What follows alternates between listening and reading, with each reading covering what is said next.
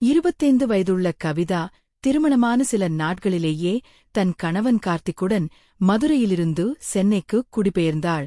நம் ஊர் வழக்கப்படி கவிதாவின் மாமியாருக்கு தன் மருமகள் திருமணமான முதல் வருடத்திலேயே குழந்தைக்கு தாயாக வேண்டும் என்பதுதான் ஆசை.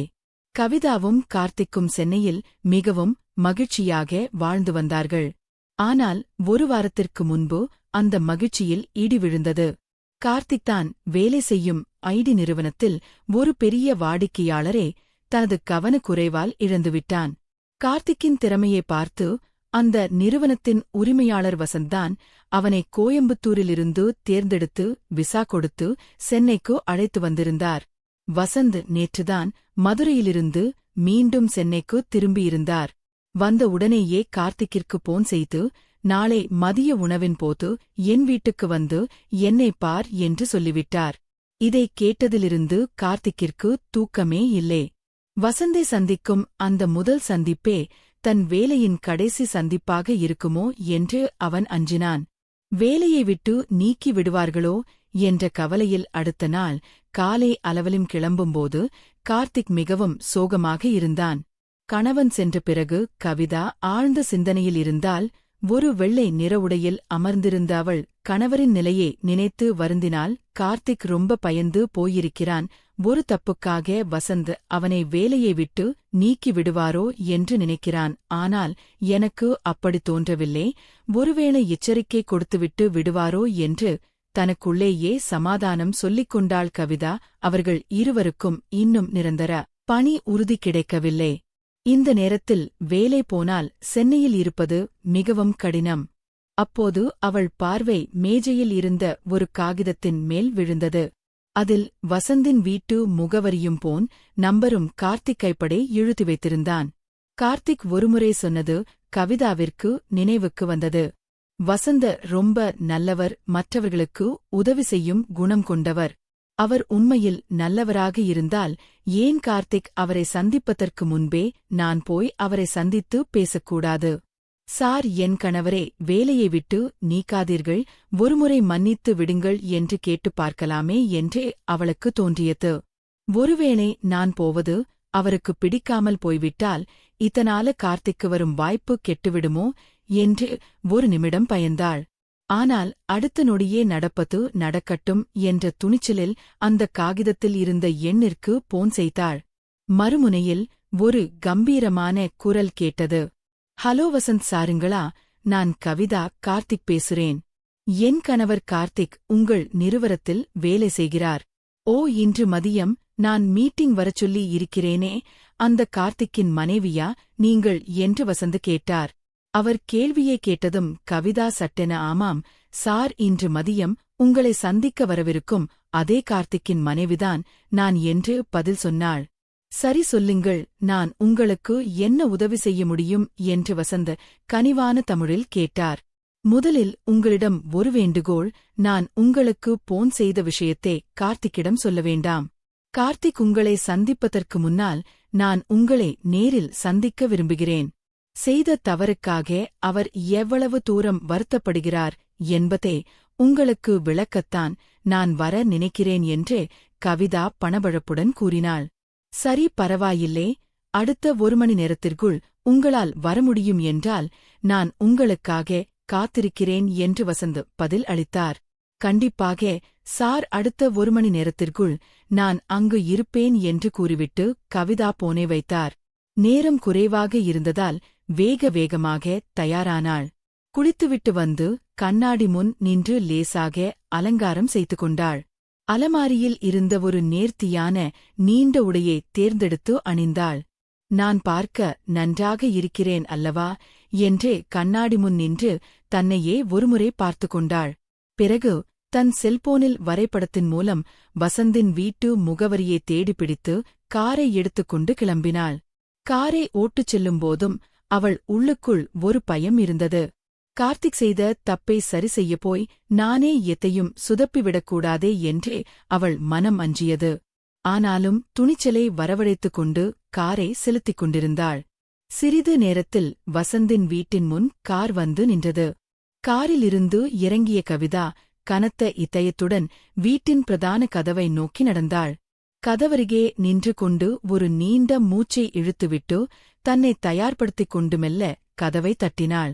கதவை திறந்தவர் வசந்த்.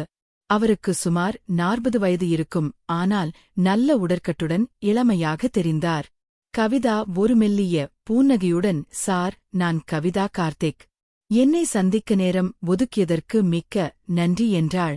உங்களை சந்தித்ததில் மகிழ்ச்சி, உள்ளே வாருங்கள் என்று வசந்த் அவளை வரவேற்றான். கவிதா அவர் பின்னால் நடந்து சென்று வரவேற்பறைக்குள் நுழைந்தாள். அந்த அறை மிகவும் நேர்த்தியாக அலங்கரிக்கப்பட்டிருந்தது. ஒரு பக்கம் பெரிய சோபாவும் அதன் முன் ஒரு மேஜையும் இருந்தன. மறுபக்கம் 2 நாற்காலிகள் இருந்தன. வசந்த் ஒரு நாற்காலியில் அமர, கவிதா அவருக்கு எதிரே இருந்த நாற்காலியில் அமர்ந்தாள். வசந்த் அவளை பார்த்து பேசத் தொடங்கினார். உங்களை சந்தித்ததில் எனக்கு பெருமைதான். கார்த்திக் ஒரு அதிர்ஷ்டசாலி. அவனுக்கு உங்களைப் போல ஒரு அழகான மனைவி கிடைத்திருப்பது மட்டுமல்ல, தன் கணவருக்காக இவ்வளவு தூரம் கவலைப்படும் ஒரு துணைவி கிடைத்திருப்பது பெரிய விஷயம். சரி, இப்போது சொல்லுங்கள், நீங்கள் ஏன் இவ்வளவு கவலையாக இருக்கிறீர்கள்? உங்களுக்கு நான் எப்படி உதவ முடியும்? மிஸ்டர் வசந்த், நான் என் கணவரை பற்றித்தான் பேச வந்தேன். அவர் செய்த தவறு என்று கவிதா தயக்கத்துடன் ஆரம்பிக்க, வசந்தின் கண்கள் கவிதாவையே உற்று நோக்கின. கவிதா தன் உணர்ச்சிகளை கட்டுப்படுத்த முடியாமல் விம்மினாள். சார், என் கணவர் உங்களை ரொம்ப மதிக்கிறார். அவன் செஞ்சது தப்புதான். ஆனால் தயவு செஞ்சு அதை ஒருமுறை மன்னித்து விட்டுடுங்க சார், ப்ளீஸ் என்று சொல்லும்போதே அவள் கண்களில் திருந்து கண்ணீர் தாரை தாரையாக கொட்டியது. அவள் இவ்வளவு தூரம் உடைந்து போவதற்கு காரணம் இருந்தது. 2 வாரங்களுக்கு முன்புதான் கவிதாவும் கார்த்திக்கும் சென்னையில் ஒரு புது வீடு வாங்குவதற்காக தங்கள் சேமிப்பு முழுவதையும் முன்பணமாக செலுத்தியிருந்தனர். இப்போது வேலை போனால் பண நெருக்கடி ஏற்படுவதுடன் வாங்கிய வீட்டையும் இழக்க நேரிடும். இந்த பயம் அவளை குழந்தையைப் போல அழவைத்தது. அவள் முகத்தை மூடிக்கொண்டு அழுது கொண்டிருந்தபோது தன் தோள் மேல் ஒரு கை அழுத்துவதை உணர்ந்தாள். திடுக்கிட்டு நிமிர்ந்த கவிதா வசந்த் தன் பின்னால் நின்று கொண்டு அவள் தோலை தொட்டு ஆறுதல் சொல்ல முயல்வதைக் கண்டாள். சட்டென்று அந்த கையை தட்டிவிட்டு நாற்காலியில் இருந்து தள்ளி அமர்ந்தாள். கவிதாவின் இந்த செயல் வசந்திற்கு சற்று அதிருப்தியே தந்தது. அவர் மீண்டும் தன் நாற்காலியில் போய் அமர்ந்தார். கவிதா விக்கல்களை அடக்கிக் கொண்டு, சார், கார்த்திக்கு ஒரே ஒரு வாய்ப்பு மட்டும் கொடுங்களேன் என்று மீண்டும் கெஞ்சினாள். வசந்த் சற்று நேரம் மௌனமாக இருந்துவிட்டு, கார்த்திக்கின் வேலையை காப்பாற்ற ஒரு வழி இருக்கிறது என்றார். கவிதா நம்பிக்கையுடன், என்ன செய்ய வேண்டும் என்று சொல்லுங்கள் சார், நான் தயார் என்றாள். வசந்த் அவளை உற்று பார்த்துவிட்டு நிதானமாக கூறினார், நீ என்னுடன் நட்பு கொள்ள வேண்டும், அதுதான் நான் சொல்லும் வழி. இதைக் கேட்டதும் கவிதாவுக்கு தலை சுற்றியது. தன் கணவன் இவரைப் பற்றி சொன்ன உயர்வான விஷயங்கள் எல்லாம் பொய்யா? என்ன சொல்கிறீர்கள் சார், எனக்கு புரியவில்லை என்று அதிர்ச்சியுடன் கேட்டார். நீ ஒன்றும் அறியாத சிறுமி இல்லை கவிதா, நான் எதைச் சொல்கிறேன் என்பது உனக்கு நன்றாகவே புரியும் என்றார் வசந்த். கவிதா ஆத்திரத்துடனும் அருவருப்புடனும், இல்லை, என்னால் இதை செய்ய முடியாது. என் கணவரை தவிர வேறு ஒருவருடன் இப்படி ஒரு நட்பை என்னால் நினைத்துக்கூட பார்க்க முடியாது என்று மறுத்தாள். பரவாயில்லை, இதுவரை யாருடனும் பழகவில்லை என்றால் இப்போது பழகிக்கொள். உன் கணவனின் எதிர்காலத்திற்காக செய்யும் ஒரு சிறு சமரசம் இது என்று வசந்த் நக்கலாக சிரித்தான். கவிதா நடுங்கும் குரலில், முடியாது சார், என்னை விட்டு விடுங்கள் என்று கூறி எழுந்து செல்ல முயன்றாள். ஏன் இவ்வளவோ அவசரம் கவிதா? உன் கணவர் செய்த தவறால் கம்பெனிக்கு நஷ்டம் ஏற்பட்டது உண்மை. நான் ஒரு பிசினஸ் மேன், எதையும் இலவசமாக கொடுக்க எனக்கு பிடிக்காது. என் நேரமும் ரொம்ப விலைமதிப்பானது. உனக்கு என் ஆபர் பிடிக்கவில்லை என்றால் தாராளமாக இப்போதே போகலாம். ஆனால் நீ இந்த கதவை தாண்டி போவதற்கு முன்னால் கார்த்திக்கு வேலை நீக்க கடிதம் மெயிலில் போய் சேர்ந்துவிடும். அதோடு 30 நாட்களுக்குள் நீங்கள் சென்னையை விட்டு வெளியேறி மதுரையை நோக்கி போக வேண்டியிருக்கும் என்று மிரட்டலாக சொன்னார். கவிதா அங்கேயே உறைந்து நின்றாள். அவர் சொல்லுவது அனைத்தும் நிஜம் என்று அவளுக்கு தெரியும். வேலை போனால் இன்னொரு வேலை கிடைப்பது கடினம். விசாரத்தாகும், வாங்கிய வீடு பறிபோகும். அவள் சிறையில் இல்லாத கைதியாக தன்னை உணர்ந்தாள். உண்மையில் காலையில் கவிதாவை சந்திக்கும் வரை கார்த்திக்கே வேலையை விட்டு நீக்கும் எண்ணம் வசந்திற்கு இல்லை. ஒரு எச்சரிக்கை கொடுத்துவிட்டு விடலாம் என்றுதான் நினைத்திருந்தார். ஆனால் கவிதாவின் அழகும் அவரது இயலாமையும் அவர் மனதில் இருந்த மிருகத்தை தூண்டிவிட்டன. கவிதா தன் மனதிற்குள் போராடினாள். சென்னையில் கல்லூரியில் படிக்கும்போதே என் தோழிகள் பல பேர் பொழுதுபோக்கிற்காக இதுபோல நண்பர்களை வைத்திருந்தார்களே, நான் என் கணவனின் வாழ்க்கைக்காகவும் எங்கள் எதிர்காலத்திற்காகவும் இதை செய்வதில் என்ன தவறு என்று தன் மனதிற்கு தானே சமாதானம் சொல்லிக் கொண்டாள். வேறு வழியின்றி பிணைக்கப்பட்ட இதயத்துடன் சரி சார், நான் ஒத்திக்கிறேன் என்று வெறுமையுடன் சொன்னாள். கவிதா சரி என்று சொன்ன அந்த நிமிடம் வசந்தன் முகத்தில் ஒரு விகாரமான வெற்றி புன்னகை அரும்பியது.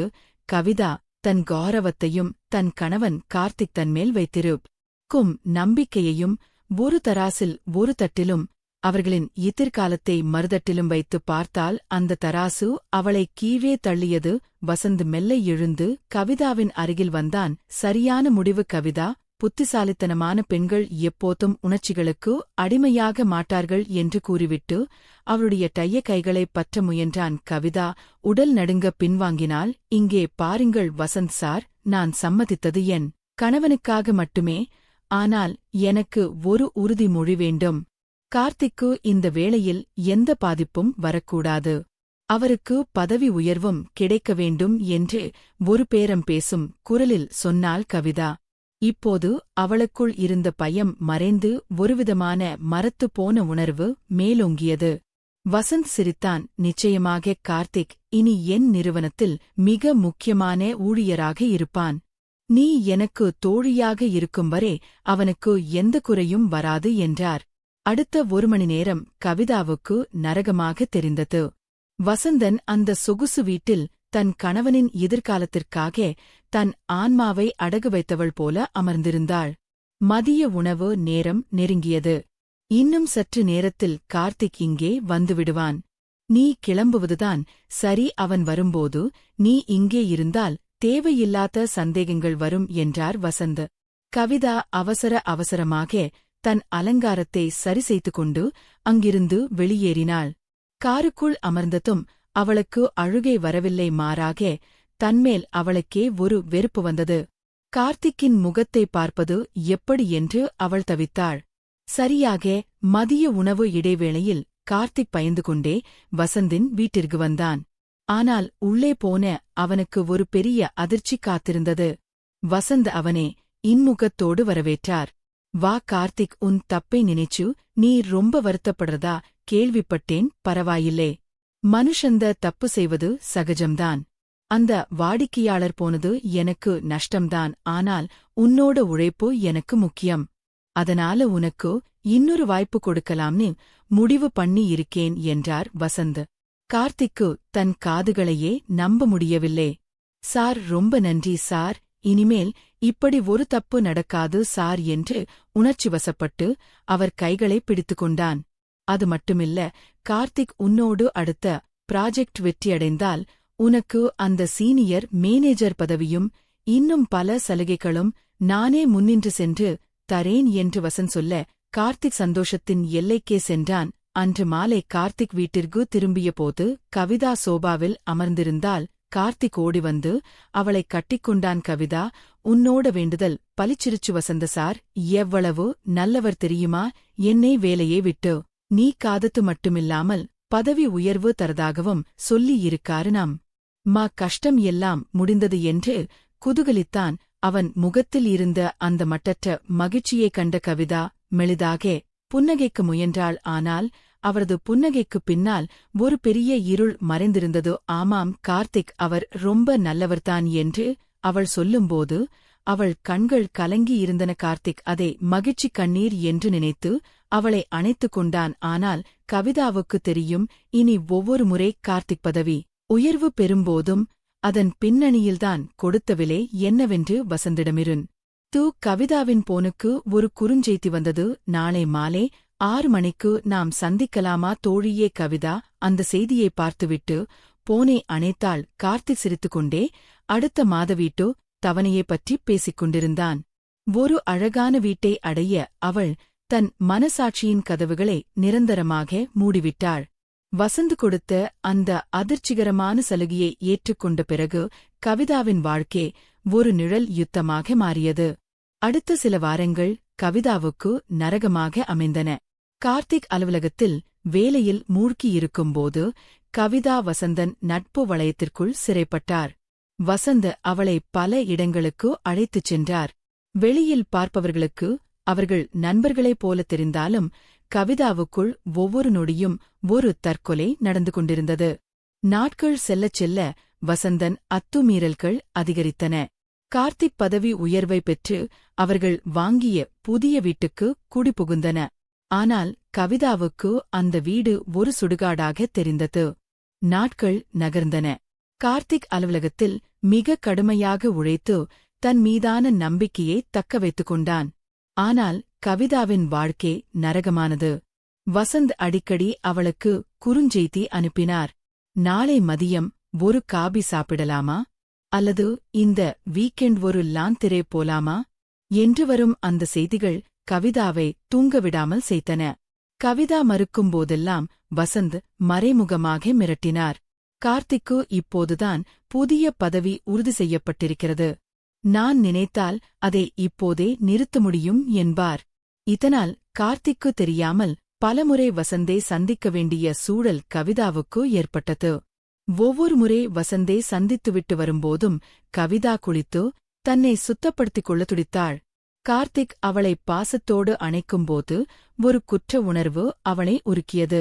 வசந்த் தன்னை ஒரு விளையாட்டுப் பொருளாக பயன்படுத்துவதை கவிதா ஒரு கட்டத்தில் உணரத் தொடங்கினாள்.